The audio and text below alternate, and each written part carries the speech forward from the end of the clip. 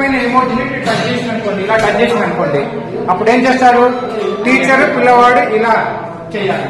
అంటే పిల్లలు రావాలి, వాళ్ళు ఇష్టం వచ్చిందని టచ్ చేయాలి. టీచర్ ఇలా అంటే ఏ ఎమోజీ ఉంటే ఆ విధంగా పిల్లలు టీచర్ ఆ విధంగా యాక్ట్ చేస్తూ తరగతిలో వెళ్ళి కూర్చోవాల్సి ఉంటుంది. సో రైట్ సార్ కొంచెం head master sir please over చేయండి. Good morning. అంతే రైట్.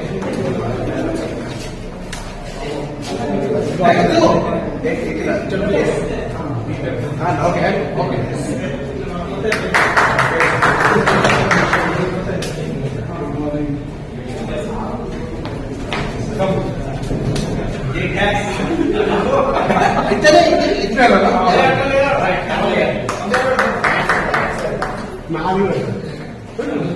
ఇష్టం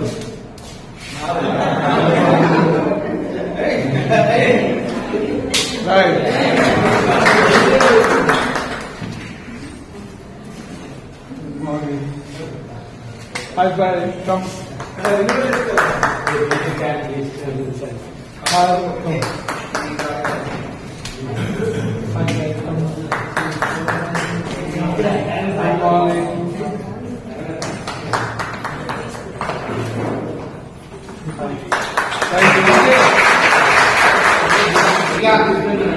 ఇలాగా పిల్లలు చూడండి. సో మీ ఫీలింగ్ ఏంటి విద్యార్థులుగా? రైట్. టీచర్ గా మీ ఫీలింగ్ ఏంటి? హ్యాపీ సార్, చాలా బాగుంది. యాక్చువల్గా నేను చేస్తాను, ఇది ఒకటి చేస్తా, ఇది ఒకటి చేస్తా. ఫస్ట్ క్లాస్ టీచర్ కాబట్టి నేను ప్రతిరోజు చేస్తాను. ఓకే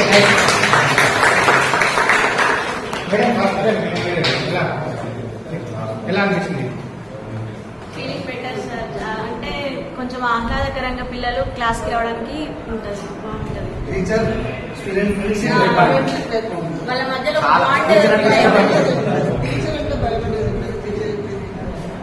ఓకే చిరంజీవి సార్ మీరు ఫస్ట్ గా చూస్తున్నారు కదా, ఇది ఎలా అనిపిస్తుంది? సార్ బాగుంది సార్. పిల్లలు కూడా రేపు సార్ తోటి ఇట్లా రాలి, ఎల్లుండి ఇట్లా రాలి అని వాళ్ళు అనుకుంటారు సార్.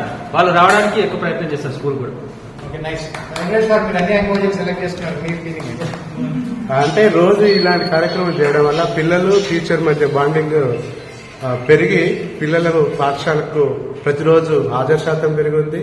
అదేవిధంగా యాక్టివిటీస్ లో కూడా యాక్టివ్ గా పాల్గొని మళ్ళా తెల్లారితో కూడా మళ్ళీ రావాలన్న ఆలోచనతోటి ఉంటారు. బాగుంటుంది. Thank you. Okay Shivakumar sir మీరు చూశారు కదా దీన్ని?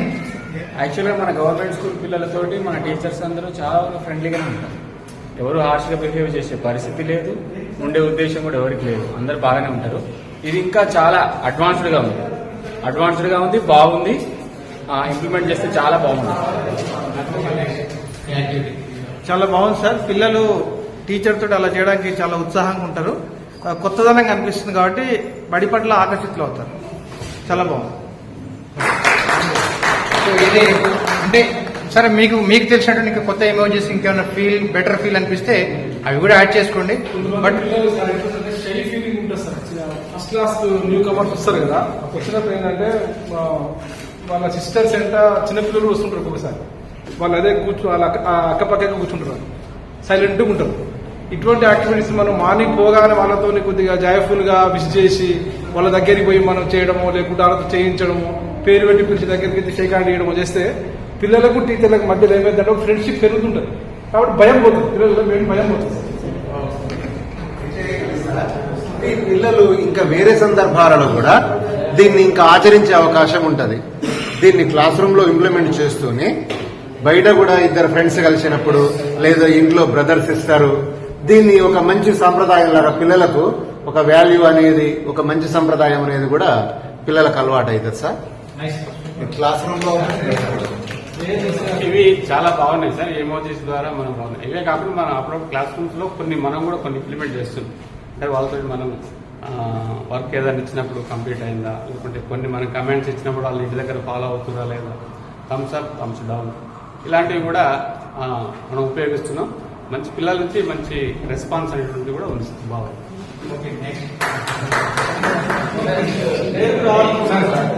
ఎంబోజీస్ లో అది హైఫై ఉంది కదా, సో అంటే పిల్లలకి ఏదైనా వర్క్ ఇచ్చిన తర్వాత కంప్లీట్ చేసిన వాళ్ళని అప్రిషియేట్ చేస్తూ రైట్ రారా బాగా చేసేవారు అంటే వాటికి హైఫై కొడితే వాడు ఒక లాంటి వాడి ఫేస్ లో కాన్ఫిడెన్స్ అనేది కనిపిస్తుంది, కాన్ఫిడెన్స్ లెవెల్ ఇంక్రీజ్ అవుతుంది. Rest of the people they are taking an opportunity, అంటే నేను కూడా సార్ తోటి హైఫై కొట్టాలి అన్న మోటివేషన్ తోటి మంచిగా లెర్న్ చేస్తున్నారు.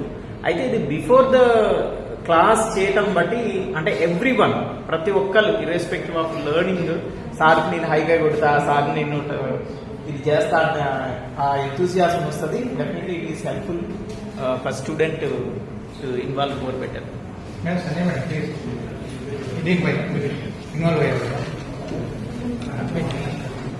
నేనైతే చూసిన దానికంటే చేసింది ఇంకా బాగుంటుంది సార్. పిల్లలైతే చాలా హ్యాపీ ఫీల్ అవుతారు.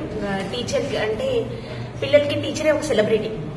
నిజం చెప్పాలంటే టీచర్ తన కళ్ళ ముందు కనపడే టీచర్ సెలబ్రిటీ కాబట్టి తన దగ్గరికి తీసుకొని టచ్ చేసి మాట్లాడి చేసి మాత్రం చాలా హ్యాపీనెస్ ఉంటుంది వాడికి.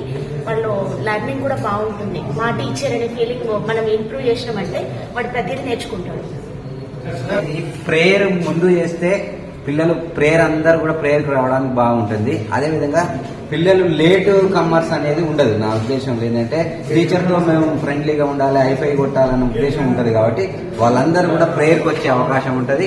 అదేవిధంగా క్లాస్ రూమ్ లో కూడా ఆబ్సెంట్ అనేది తగ్గిపోతుంది. అందరం కూడా ఒకసారి ప్రేయర్ ఒకసారి మనం ఆధార్ తీసుకున్న తర్వాత కొద్దిసేపటి కొందరు వస్తుంటారు. అట్లా కాకుండా ఇది మనం ముందే చేస్తున్నాం కూడా అందరు పిల్లలు కూడా నిర్ణీత సమయానికి వచ్చే అవకాశం ఉంటుందని నా అభిప్రాయం. జాయ్ఫుల్ లెర్నింగ్ ప్రోగ్రామ్ పిల్లలలో విలువలను పెంపొందించడం. అంటే విలువలు అనేటువంటి నేర్పితే వస్తాయి అనుకున్నామా? నేర్పితే వచ్చేటి కావు, ఆచరిస్తూ. అంటే ఇక్కడ 4 రకాలుగా నేర్చుకుంటాడు. ఒకటి స్వతహాగా, రెండవది కుటుంబంతోని, నెక్స్ట్ మూడవది సమాజంతో, 4 నేచర్తో ఎలా ఉంటుంది అనేటువంటి కొన్ని నిన్న సార్ డిస్కషన్ చేశాడు. మనం కూడా నెక్స్ట్ పిల్లలు కూడా చూస్తాము. సో ఈ విధంగా పిల్లల్లో తెలియకుండానే తనలో ఈ వాల్యూస్ అభివృద్ధి కావాలి. సో ఈ యాక్టివిటీ తరగతి గదిలోనే చేస్తున్నాం. కానీ ఇక్కడ ఏమవుతున్నారంటే అసలు పిల్లలు మనం చిన్నగా ఉన్నప్పుడు మనం కూడా రాగానే ఫ్రెండ్స్ కి షేక్ హ్యాండ్ ఇచ్చేవాళ్ళం, పేరు చెప్తూ హాయ్ గుడ్ మార్నింగ్ అని చెప్పుకుంటూ మనం కూడా చేసిన వాళ్ళు కూడా ఉన్నాం. ఇదేమవుతుందంటే తన ఫ్రెండ్షిప్ కూడా స్నేహభావం కూడా పెరుగుతుంది పిల్లల లోపల. అదే కాకుండా కుటుంబంలో కూడా మార్నింగ్ లేవగానే గుడ్ మార్నింగ్ చెప్పడము, లేచి హైఫై చెప్పడము, ఒకటి ఏదో ఒక రకమైనటువంటి కుటుంబంతో కావచ్చు, సమాజంలో కావచ్చు. అంటే మనం ఫస్ట్ టైం చేయడానికి కొంతమంది పిల్లలు షైగా ఇబ్బంది ఫీల్ అవుతారు. సో తర్వాత ఏమంటే అలవాటుగా మారిపోతుంది. సో ఇట్లా కొంత మార్పులతో ఉన్నటువంటిది కాబట్టి ఇట్లా చేయడం ద్వారా కొంచెం బయట కూడా తన ద్వారా కూడా తన చుట్టుపక్కల ఉన్న వాళ్ళు కూడా మార్పుకు అవకాశం ఉన్నటువంటిది. సో అంటే చిన్న యాక్టివిటీ, ఇలాంటివి ఇంకా కూడా మన తరగతి గదిలో మనం చాలా మంది చేసేవాళ్ళు కూడా ఉన్నాము. So thank you. ఈ యాక్టివిటీ సహకరించడం అందరికీ కూడా. కుడివైపు బౌబౌ, ఎడం వైపు అయితే కుక్కరపు, ముందుకు అయితే బెక్కబెక్క, వెనుకకైతే మియావు మియావు, దూకడం అయితే అంబా అంబా. నేను ఇక్కడ ఏదో ఒక ప్లేస్ లో పెట్టాను. వీళ్ళు నలుగురు కలిసి కొన్ని ఇన్స్ట్రక్షన్ చేసుకున్నారు. కానీ మాటలు కాదు, ముందుకు వెనకకో ముందుకో ఇట్లా అటు అనే మాటలు ఉండదు. కోడ్ లాంగ్వేజ్ ఉంటుంది. ఆ కోడ్ లాంగ్వేజ్ ఉపయోగించుకొని సారు ఈ బాటిల్ దగ్గరికి వీళ్ళు ముగ్గురు అతన్ని హెల్ప్ చేస్తారు. బాటిల్ దగ్గరికి రీచ్ అయ్యేటట్టుగా, ముట్టుకునేటట్టుగా హెల్ప్ చేస్తారు. ఇది ఆట. అంటే దీనివల్ల వాళ్ళ యొక్క నలుగురు మధ్య ఉన్నటువంటి సమన్వయం ఏందో తెలుస్తుంది. మరి మన తెలుగు ఇంగ్లీష్ లాంగ్వేజ్ కాకుండా కోడ్ లాంగ్వేజ్ ఉపయోగిస్తూ బాటిల్ దగ్గరికి ఆ సార్ రీచ్ అవుతాం. ఓకేనా సార్? రైట్. ఈ బోర్డు మీద రాసిన తప్ప వేరే ఏం కూడా వాళ్ళు వాడదు. మళ్ళీ మధ్య ముందుకు వెనుక ముందు వాడే వరకు ఓడిపోయినట్టు వాడతాను అంతేగా. ఓకే. బౌబో కొక్కలకో పెట్టబెక్క మియాం మియాం అంబా ఇవి తప్ప వేరే లాంగ్వేజ్ కూడా వాళ్ళు వాడరు. మీరు కూడా దయచేసి ఉత్సాహం వస్తుంది. దుమ్ము వెనుక పోవాలి. దయచేసి ఇది కొనాలంటే మనం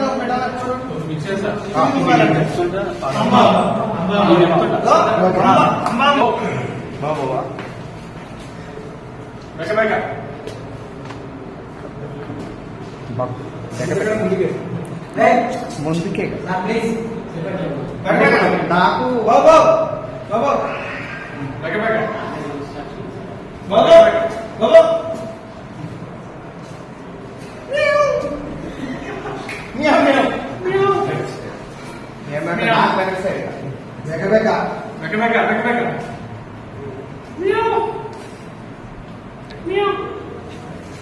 మెగమెగ బాబు బాబు మెగమెగ బాబు బాబు మియావ్ మెగమెగ మియావ్ మెగమెగ మెగమెగ మెగమెగ అంబ అంబ మెగమెగ అంబ అంబ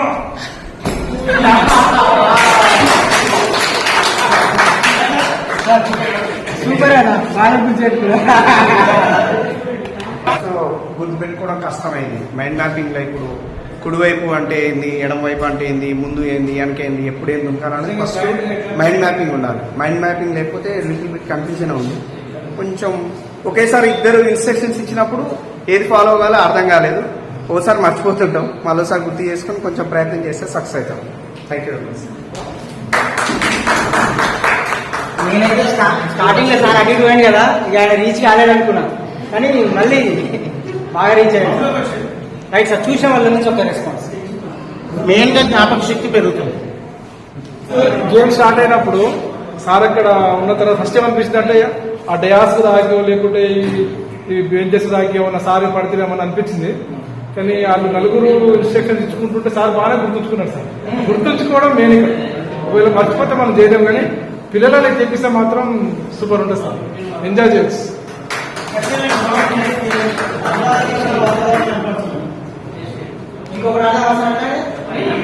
ఈ వీడియో కనుక మీకు నచ్చినట్లయితే లైక్, షేర్ మరియు కామెంట్ చేయండి. మరిన్ని వీడియోస్ కోసం మా ఛానల్ని సబ్స్క్రైబ్ చేసుకోండి.